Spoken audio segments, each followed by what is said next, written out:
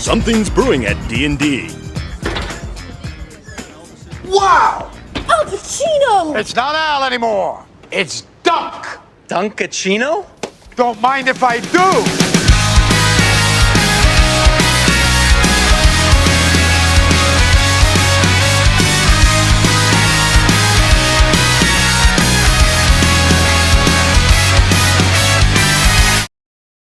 Tonight on ASCA Hot Seat, we're changing the format again! Yes!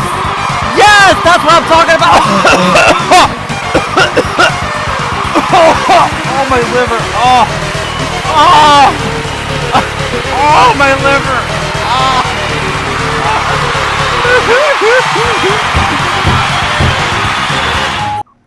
Yes, I have heard all the cries, all the tears about people wanting the OG ASCA Hot Seat back and to get rid of all this silly podcast shit. But here's the problem, guys. Here's the problem. I like the silly podcast shit. I like having these long interviews with people, but I do admit that 40-plus minute episodes of Hot Seat are a bit too much for you little snowflakes. So I have a compromise. I will film 40-minute episodes of interviews, but then I will be bringing the best bits, the most interesting questions and answers to this show for the people who want the best experience, and then afterward I will be posting the full interview of each of the drivers we have on tonight's show for your viewing pleasure, or listening pleasure I guess in this case, for anyone who's interested, which based on the views, I mean, I'm still getting 200 plus views a video, so clearly somebody out there enjoys listening to us talk for 40 plus minutes. So with that being said, let's get right into the news!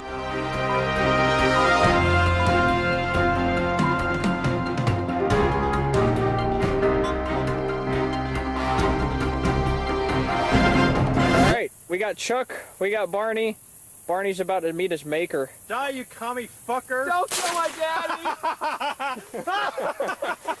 Alright, so we got some exciting news coming out of Saturday's ASCA Awards show, where we crowned some drivers with some pretty cool rewards, and including some exciting news for what could be the final season of ASCA. Now, starting off, we have some new cars for Division 2, going from the car tomorrow to the Gen 5, with it mainly being the same except for the front of the car, which has been given a rework so it doesn't look like a deformed penis. But more importantly, we have some schedule announcements for Division 1 and Division 2, which will feature 25 races between both divisions, as we're under the thought process that if it's going to be our last season together, we might as well dump almost our entire catalog of tracks onto one schedule. Now, with that being said, there is one more thing that was announced that you guys are probably talking about, something which I and Durr are going to be working on to make this final season a little more special. And this is where we're going to leave the studio for a little bit into our first segment of the show. Hope you guys enjoy. Daddy, chill. What the hell is even that? Alright everybody, so yes, the Truck Showdown, the division that I hosted back in Season 3 and I got bored of after 5 races, is returning. But I want to assure everyone, more than likely, we're going to be committing to this. Along with the fact that I'm going to be having a lot more help this time, it's also going to be the last season of ASCA, and I'd honestly feel bad if I just, hype this all up just to get abandoned of it again. So, all I'm going to say is that it's probably going to stay committed. But with that being said, I'm going to really quick just go over some information that you guys need to know about the Truck Showdown and what you guys should look forward to for this series. First off, what is the Truck Showdown at its basic form? The Truck Showdown is an exhibition division of ASCA, so it has no relevance to literally anything else, unless we're talking about being stupid during the races, then you get suspended for that. But it is not a D3, it's not a Division 3, and it is a stand-alone series which is meant for nothing more than fun. There are, at least right now, no planned payouts for anything related to the series, including race wins and championships. Now, what I'm going to do really quick, because there is a lot to cover, I'm literally about to info dump you with literally everything having to do with the series that's different from D1 and D2, and it would basically take half the episode just to, voice over it all, so I'm going to be putting it all on screen right now, everything in detail. So if you have any questions at all, please let me know. Right at the end here, you're going to be seeing the schedule. This will be 15 races that will be taking place side by side with D1 and D2. So you guys can look at it. There's some interesting tracks on there. First off, a Daytona backstretch is going to be our first race, so it's going to be side by side with ASCA 500 weekend. We wanted to try something a little special. We thought the trucks would be fantastic there. We've tested Daytona backstretch with the road course setup that we're going to be using everywhere for the Truck Showdown, and it is fantastic. I think you guys are really going to be looking forward to it. We're also going to be making IRP. IRP will be there on the schedule as well. So we're going to be having some really exciting tracks here. I'm really hoping you guys are excited for it. But with that being said, we have the rest of the show to go to, so let's go back to the studio! Woo! Okay, what do you mean I can't make this joke? This seems like a perfectly normal joke. You're literally making fun of Christians and cancer patients. Well, you know what, asshole? Fuck you. I'm gonna say it anyway. Do you guys have brain damage? Because I know I sure do. It sounds like it must be spreading, because it seems like every season, more and more people come to Tryouts with this tumor in their brain, which makes it hard for them to press 4 keys correctly.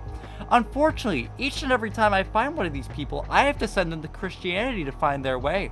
I decided to talk to Dunn today to figure out how we can separate the healthy people from the mentally sick people by going over what we as hosts go for these tryouts to figure out who is worthy of an A license or a B license and who deserves to see the eyes of God. Nikki wanted Actually, it. Tyrossi ate you. Tryouts are coming up in a few days, Dunn. I don't know if you know that. But no, I didn't. yeah, well, we're going to be hosting our own sessions of those tryout sessions, and I thought it would be a fantastic idea to kind of share with the audience that watch this show and are getting ready for tryouts here this weekend, Friday night at 7:30 p.m. Eastern, to give them a little bit of insight about what we as hosts are looking for in a driver, specifically the stuff they do on the track, the stuff, whether they follow directions correctly. Can you go into a little bit of detail for us about the stuff that we're looking for as hosts when it comes to how we rate drivers, whether it's an A license, B license, or no license at all? All right, well, to begin with, obviously, first things we want to do is see if you're capable on the track or not, see how fast you can put down laps and whatnot. Because if you're not able to keep up the speed, then you really should not be driving against other people. If you're just going to be going a lap down within 5 laps at a track that's nearly full throttle, you know? Another thing that I want to bring up, and I know that you were really focusing on the performance side of it, but another thing that we really focus on is how clean you are. I actually, I know that we all review our stuff a little bit differently, and it depends on our hosts. I know you really focus on the performance side. I mainly focus on how clean you are. Dumbass? Yeah, seriously, like if you are like wrecking people constantly, I'm not going to give you a B license. I'm not giving you an A license. Because here's the thing, is if you're not used to like what we do, and if you can't like, if you can't pace, speed, if you can't pace, you're not getting a license. Like, if you can't pace, you can't race. Another thing, and I'm gonna be honest, I think we kind of just repeated what we already said, but there is something else I wanted to talk about, and that was talking about the fact that we have multiple tryout races. And I'm just gonna go ahead and say it right now. Your first tryout race is not a full representation of who you are as a driver. If you have a really crappy, first off, we are not going to disclose with you after your first tryout race how you do. We don't do that. All right, there's just too many people. There are way too many people. All right, too many people looking at me. But I will say this, that if you do not think that you ran good in your tryout race, please, by all means, come back. All right, if anything, you coming to 2 or 3 tryout sessions proves to us that you're going to be active and gives us more of a reason to give you a license. You know, it's a lot better for you if you want a higher chance of getting a better license. Come back with what you've learned from your previous tryout sessions and perform better. Be cleaner, run faster. Just be better overall. Another thing is that if you show up to more than one, it tells us that you really do want to race here. Exactly. But with that being said, we're going to wrap it up. It's been a pleasure, Dunn, and hopefully you don't die, because that would be really unfortunate. Goodbye, everybody. Woo! You know what really grinds my gears? Racism. ByteBlox's National Series finalist last season is one of the most infamous drivers in our series. For both his ability to annoy the fuck out of everybody just by opening his mouth, but also just being a genuinely nice guy who I was able to spend almost an entire hour talking to about Walmart and just how shitty it all is. Speaking of shitty, ASCA D1 owners, what the fuck? There have been rumors going around that ByteBlox's, somebody who, at least in my opinion, is absolutely deserving of a D1 spot, is being ignored by team owners because I guess he's like too fucking annoying for people or whatever. By the way, that's just fucking bullshit. Like, come on, stop being stupid.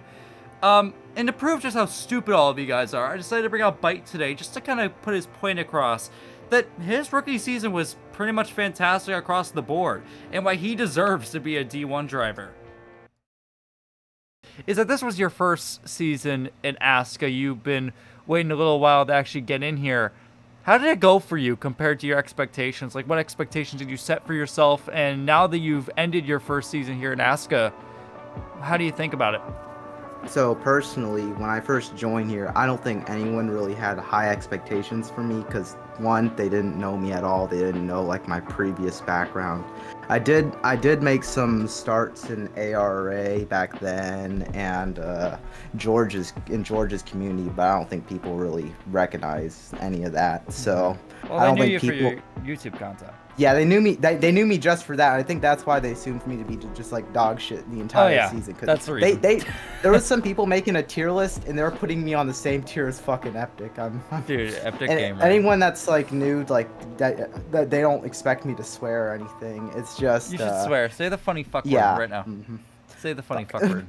Go on, say it. Fuck you, fuck you, fuck you. What the fuck? I'll make all your problems go away. You wanna know how? Sure. If you give me your full credit card information, including full name, address, 16-digit number, 3 digits on the back, expiration date, and your zip code, all that, I'll make all your problems go away, my friend. Well, okay, I'll let you know when I'm gonna kill myself, and if you want to come over and film me killing myself, then you can do that and put that on your channel. How about that? It is from my understanding, you become a little bit more public about it, that your talks about getting a D1 ride, which let me make it clear right now, you absolutely deserve a ride. I mean, the 40 cars that we have in our D1 field right now, there are a lot of people that I am hearing are getting rides that are not as deserving as a D1 ride as you. But it is from my understanding that you are struggling big time. You are probably the hardest hitting right now when it comes to being denied ASCA D1 rides right now. I just want to ask you about details about that. Like, who have you asked? How have they responded? Just your general thoughts and experiences so far in trying to get a D1 ride. So to start with, when I first got my Division 2 ride, because I feel like not many people offered, even if I did well in tryouts and got that A license, I didn't think many people offered me any rides because only one person went up to my DMs, and that was Treyo. And I think that's when I met Treyo in that like NR Thunder lobby. When Treyo, we were just having a casual play, and then Treyo saw how good I was at NR Thunder. I said, "Oh, he might be good for ASCA. You got a license, right?" And then I said, "Yeah." And he said he was like talking about how he could make me a D1 superstar at the start of the season, and he signed me to his D2 team. And obviously, I may have only won one race, but I made the championship 4, and I think that has a lot of weight, making the championship 4. Even if I just viewed winning the championship as a little cherry on top, but being part of that elite 4 made a big difference. Mm-hmm. I think that elevated like me to like probably like hopefully moving up to D1. But when I've been speaking to Treyo recently, he ignored me for an entire week. Like, over time, I feel like Treyo has gotten a little more inactive. I stopped seeing him, like, show up to, like, the D1 races. So I was, like, questioning, like, is he, like, really active in this community or not? And then when we filmed an episode before, that one that got corrupted, you had to message him on Instagram. No, like, Snapchat. My DM. Snapchat, not Instagram. No, it's fine. No, okay, so during the fucking original recording of this interview that you're hearing right now, Treyo did not respond to my DMs for a whole week. And then I messaged him, right? I messaged him, asked him about it, and he immediately responded. And exactly. Some team owners I talked to behind the scenes, like most of the team owners, they either completely ignored me or say they already have their lineup set. And like I've only like one team owner right now is actually like considering me if something goes wrong on their teams. You've talked to every single team. Yes. And which one Yes. is the one that's considering you? Blackstone. Blackstone. I've heard that. All right, that's the one I heard about. Blackstone seems pretty cool. I'm actually if I had a choice between Treo's team and Blackstone team, I would honestly pick Blackstone because I don't. Part of the reason why I want to do ASCA is I want to have like the fun of being a part of the team and having people that support me and have confidence that I can go out there and do a good job. It's I don't feel like Treo is like the most active person from my experience. Apparently I spoke to Fearless since I'm friends with him, and he said talks with Treo have been going good, and he's probably moving up to his D1 team. So behind the scenes, what happened with the whole Treo situation was, I guess at first I thought he wanted to bring both of us up to D1 because we both made the championship 4 in D2, and I think we would have been pretty solid options for his new D1 team. If I can, just for 1 second, you're saying a lot, but let me go ahead and just try to bring you back down to earth for a second. Yep. I think it's pretty we talked about this during the original interview, and I want to give some insight to the viewers. The reasoning why that Treo does not want it's that VC. is the VC. And let me tell you, I'm not surprised, because the reason why he raced for my team, the reason why he moved from Chris Paul's team to my team in the middle of the season is because he thought Chris Paul was the most annoying. Actually, take that back. He thought Chris Paul's entire team, which was like what? Like fucking Chris Paul, fucking CC, and Aiden. Oh God, no. Yeah, remember all that shit? Oh Yeah, my God. He could not stand them. He thought they were the most annoying motherfuckers. I have been robbed. Needed... I would have had 3 wins in D2 if CC didn't rob me. Like I don't know what he was thinking. You know he's back, right?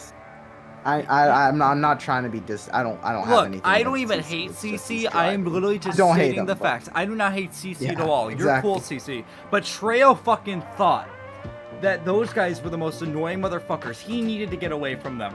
But I will say, if there is any team that you will likely be on, it's absolutely Blackstones, and I'll tell you why. Yeah. First off, when I told them, because I tell the board about what's going to be in each hot seat episode, just so they know, just in case they need me to change anything. And when I brought up your interview, Chris was very insistent, because when I told him that Treo wasn't going to sign you for next season, he thought I was bullshitting and that I was a fucking idiot. So then I was like, okay, here's the clip of ByteBlox going through his entire story, and here's the screenshots of Treo basically confirming to me in Snapchat DMs. Yeah, let me read it right now. Let me pull up Treo. Yeah, but here, but that's when Chris was like, that's fucking bullshit. And Blackstone's in that group chat, so he was reading all this shit. And also, I want you to keep in mind that Blackstone's team last season was Froze himself an agent. Agent's making his own team. He's going over to his own team next season, so there's an open slot right there. And I'm not gonna bank on it, but I would love to be a part of Blackstone's team. Just putting that out there.